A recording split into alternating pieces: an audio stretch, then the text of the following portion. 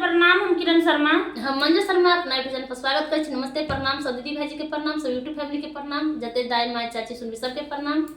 और हम दोनों देवरानी जेठानी जा रहे छी बहुत प्यारा से छठी मैया के गीत बनावा। अहाँ सब जरूर सुनब, कमेंट करके जरूर बताब और किनका सबके गीत पसंद है जरूर कमेंट करब। कमेंट करे के नहीं कोई भूलब और प्यारा सा गीत यहाँ से जरूर कमेंट करब। बहुत सुंदर बहुत प्यारा से गीत यहाँ सब जरूर सुनब और कमेंट करके जरूर बताएब। पनमा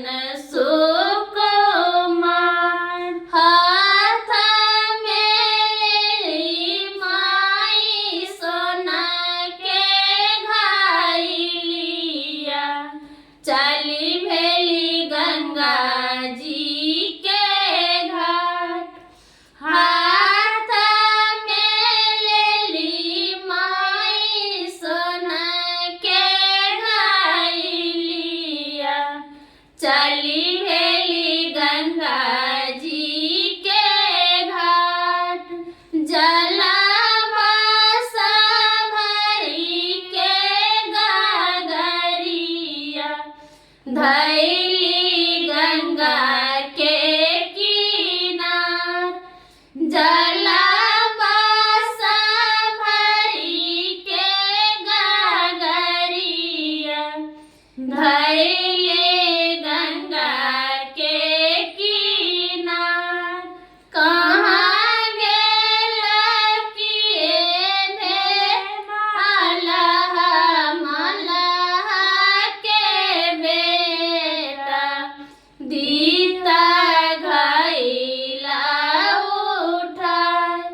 कहाँ गेल किए भेला मलहा के बेटा दीता घैला उठाय।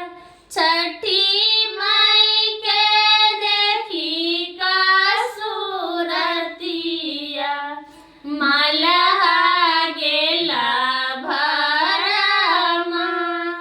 छठी माई के देखी का सूरतिया मलहा गेला भरमा।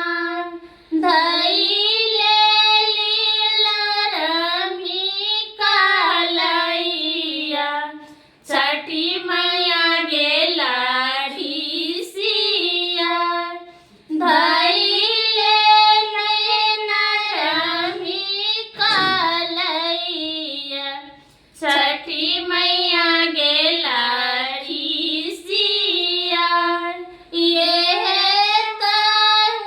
बुझे रे मलहबा हम है तिरिया लाचार।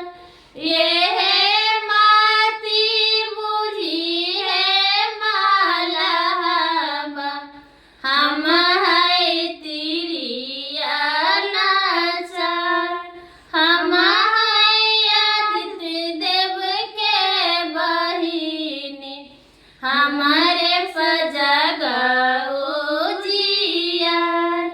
हम आदित्य देव के बहिनी हमारे सजगो जियार। हमारे सजगो जियार। कोढ़ी तोरा फूटत मलहबा मिटी जत कुला परिवार। कोढ़ी तोरा फूटत मलहबा मिटी जत कुला परिवार। अतबे वचन सुनि मलहा गिर गइले छठी माई के पाँव।